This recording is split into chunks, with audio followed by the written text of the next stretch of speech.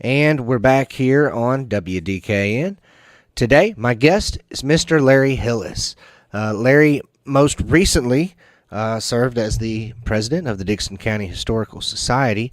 Larry has been kind enough to come on the show with me several times. Today, I was hoping that I could talk to you just a little bit about Dr. Robert Corlew and the important book that is known as History of Dickson County, and of course the Corlew family, which has been very prominent here in Dickson County. So, Larry, good morning. Let's start off by, if you don't mind, talking a little bit about yourself for the people who don't know who you are. Well, probably the best known Hillis in Dickson County is my wife, Rayanne. She was a school teacher and taught. She was a librarian at Charlotte Junior High, later became Charlotte Middle School, and she was there from 1975 until 2005. She spent 30 years and retired.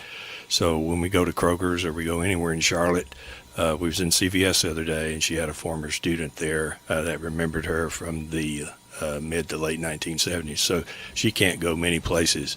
But I came here, we married, I was at Fort Campbell. We married in 1983. We met in Clarksville and married, and then I transitioned out of the Army, and we came to Dickson.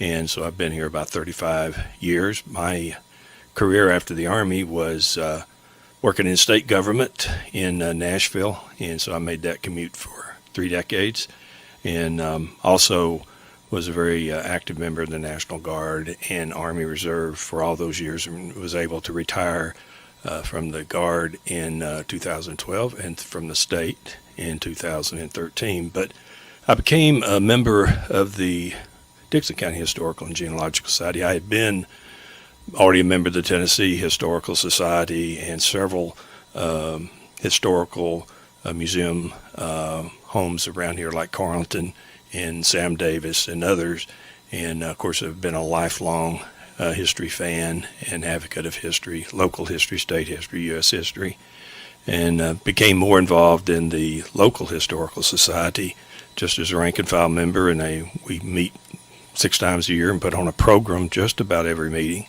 bringing somebody to talk about something historically related, and started to get involved in helping out with being a board member and subsequently becoming president for a couple of years. So that's sort of where I'm at. I've been a lifelong history nut, and came up in a family of great storytellers, and then history. I remember everything was heightened for me in the early 1960s when I was in grade school, because that was centennial of the Civil War.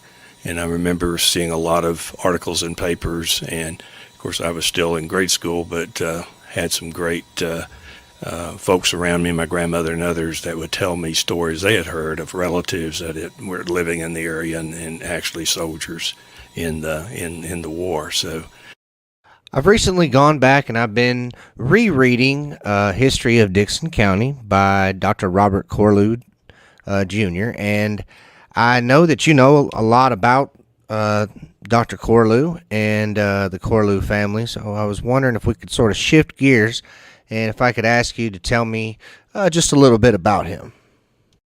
Well, certainly I knew personally Dr. Robert Ewing Corlew, Jr., Ph.D., University of Alabama. He was a Charlotte grad of the class of 1940.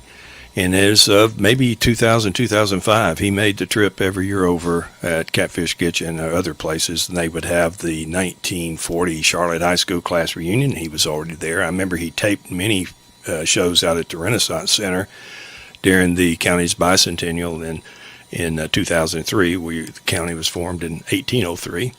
And he was born in Charlotte on March the 24th, 1922, and was raised there. His father, Robert E. Corlew Sr., was at the time, he passed away when Dr. Corlew was about 10. He passed away in the early 1930s and is buried over here in the cemetery right in front of Creekwood High School. And I've visited his grave with his grandson, Robert E. Corlew III.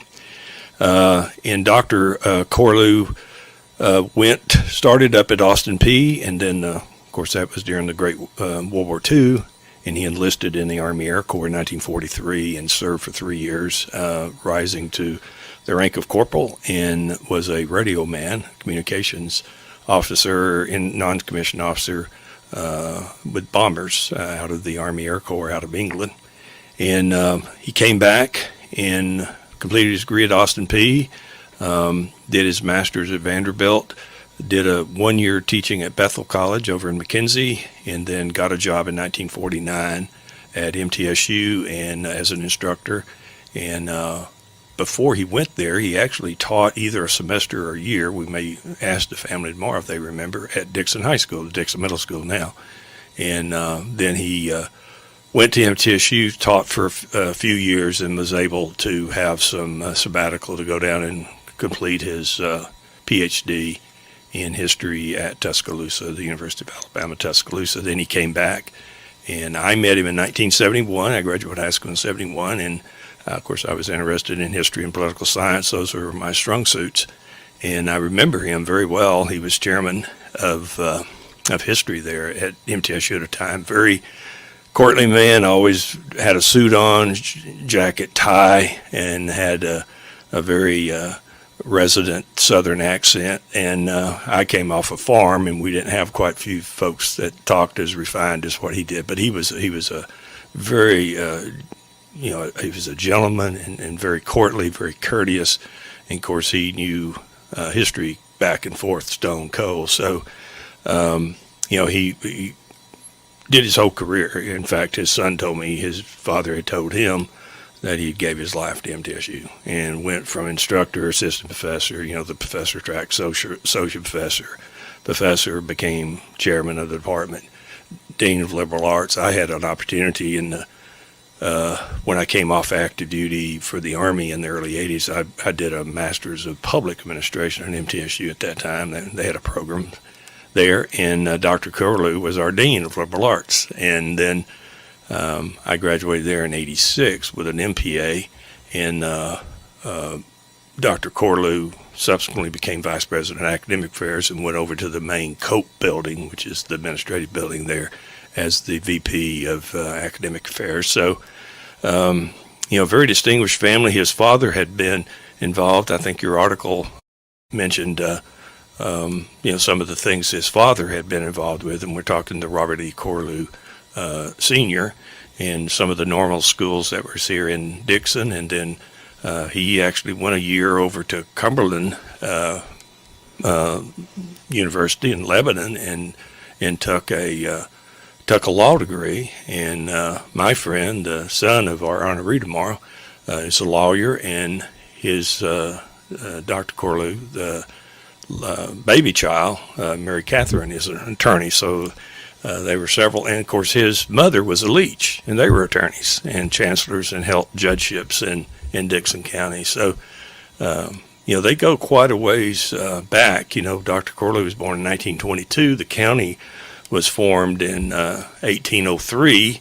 So he was only about 110, 112 years after the founding of the county. He shows up. So we think of that in terms of human years, that's a long time, but in terms of history and in terms of civilizations, in terms of cultures, that's a drop in the bucket. And so we're still a very young country, a very young county in this part of the USA. So, but I think the Corlews, I believe in your article, I think some of them had served in the state legislature. They were merchants and obviously professionals dealing with education and the law. And so they are a very prominent family. I'm always amazed at Dr. Corlew. His eldest son became an attorney. His second son became a doctor, medical doctor, an MD. And then his baby, Mary Catherine, his daughter, became an attorney. So there you had Dr. Corlew was able to get all three children to go through professional school. So that's an accomplishment that you don't see a lot around in families where, they're able to, the patriarch of the family is able to inspire in his children the ability to go on and get as much education as they can get. So, but they're a very prominent. And Dr. Corlew, outside of Dickson, was many years the chairman, 7 or 8 years, was chairman of the Tennessee Historical Society, probably served on that for more than a decade, and wrote some textbooks, and of course, the History of Dickson County. He wrote that and published it around 1956, still in publication today. The Historical Society just published 150 copies, and anyone who has not read that book, I would encourage them to go to Reading Rock or to the Clement Hotel Railroad Museum and buy a copy. And it gives a very good accounting of the first 150 some odd years of Dickson County. So the Corlew family, to me, is one of the integral families when you're talking about the history of Dickson County. Dr. Corlew obviously wrote the book. His father was, as you alluded to a few minutes ago, I wrote an article a couple of weeks ago, probably about a month ago, that sort of detailed what his father did. His father was the superintendent of Dickson County Schools for close to 30 years, about 25 years, I think, from the early 1900s until he passed away, I think, in around 1930. And so very integral to the starting of the school system. We had schools in the 1800s, but in the early 1900s, when Bob Corlew comes along, he really is the one who sort of gets the first modern school going and the first high school here in Dickson. So from that point of view, from an educational point of view, the family is right there in the mix when things are getting started. And then Dr. Corlew, his son, goes on to write, in my opinion, probably the most important book in the history of Dickson County as far as, recording our local history.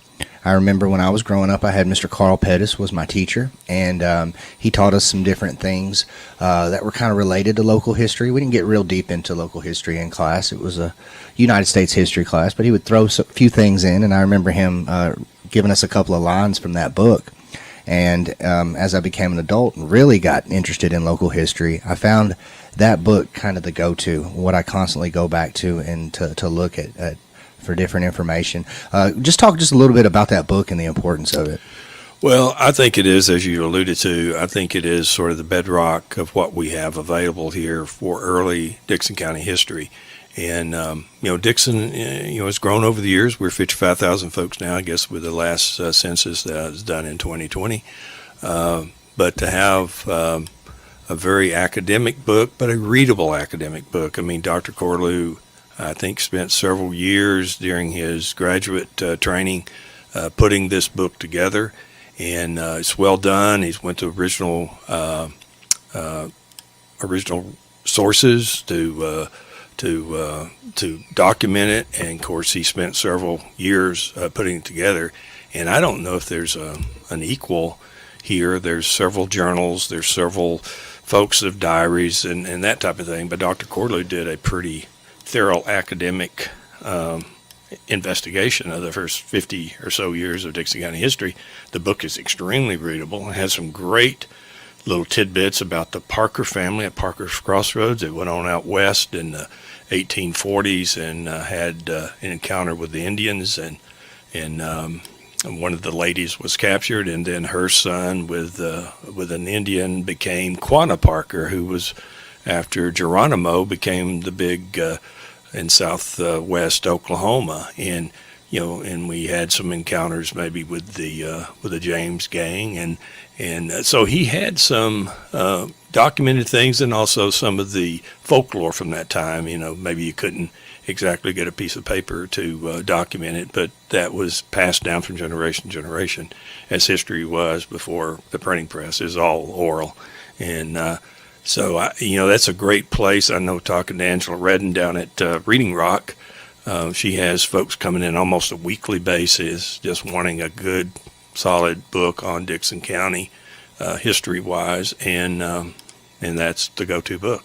And I hope I'm not misspeaking here, but I've talked to Angela a few times. We're good friends. I'm a big reader and obviously writer and stuff like that. So I spent a lot of time in the bookstore, and I believe, if I'm not mistaken, she told me that was the #1 seller in the bookstore. I think of that genre when everybody, because I guess it has very few competitors. If someone comes in specifically asking for a book on Dickson County, that's the go-to book, and that has been the case now for almost 60 years. That book was first published in the early 1950s, I think around 1955 or so. And so, it's been out there for 50 some odd years. And we updated Alan Reagan, their county historian, Alan Reagan. He updated it for the bicentennial, and it does have some information that goes into the 60s, 70s, and 80s and 90s. But it's 90% still Dr. Corlew's book. And like I say, the Historical Society just last fall, we did 150 copies because our two vendors that were selling, Reading Rock and the Clement Museum, they had run out. So we went ahead and, with Alan's assistance, and got that reprinted. And, those books are currently available. And hopefully, when we need more books, the Historical Society will be in a financial shape to go out and print those books, because they are books that people actually ask for, according to Angela, and even the folks at Clement indicate that they're requested books when folks come in, because they've heard about them. Maybe they've moved away, maybe they've lost the book, because you can't find them on eBay, you can't find them on any Amazon or anything like that. So it's basically, we have a couple of outlets here in Dickson, and we're hoping at the Historical Society to keep it going, keep the publication, keep it in print. So future generations, future history readers like us will have something to read. And maybe hopefully in another few decades, there'll be another book out there that'll maybe take it from the mid-20th century on into the 21st. But that's a great starting point, is the Dr. Corlew book, The History of Dickson County. It is a great book. It's where I usually get the stories that I write. I usually find a tidbit in there and try to go out and research and expand on that. So without that book, I don't think I would be able to do what I do. So I appreciate the Corlew family and Dr. Corlew so much. Let's go ahead and take a quick commercial break. We'll be right back here on WDKN.